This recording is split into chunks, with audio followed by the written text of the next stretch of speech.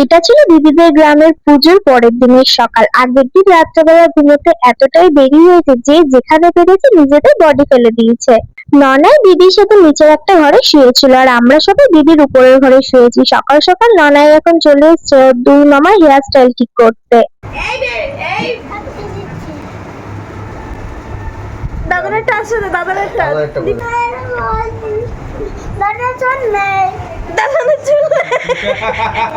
দীপ্ত, তোমাকে মামা কি করেছিল একটু আগে? টুন টুন টুন টুন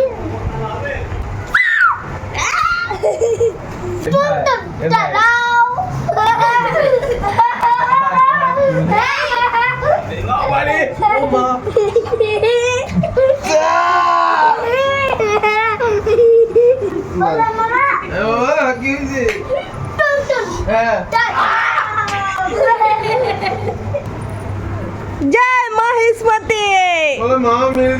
কখন ঘুম থেকে উঠেছ? কালকে 3টের সময়। ও তারপরে সারাদিন ঘুমাওনি? উপরে চলছিল হাজারো একটা কাণ্ড কারখানা, কিন্তু ওখানে সারাদিন বসে থাকলে তো হবে না, তাই আমরা এক এক করে চলে এসেছিলাম নিচে।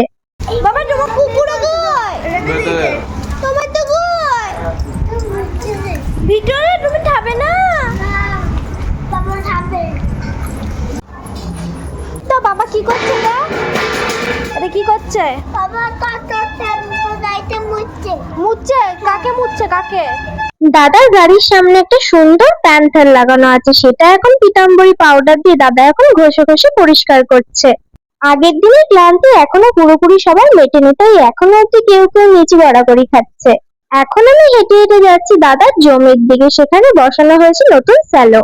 বেশ অনেকক্ষণ আগে বাড়ির সব ছানা পোনাদের নিয়ে দাদা চলে এসেছিল এখানে। আমার প্রথমে আসার ঠিক ছিল না, বেশ অনেকক্ষণ পর আমি আর দিদির এক যা চলে এসেছিলাম এখানে। এখানকার স্যালোটা পুরোটাই চলে এই সোলার সিস্টেমের উপরে। এর আগে আমি তা একবারও দেখতে আসিনি, আজকেই প্রথম দেখতে এলাম।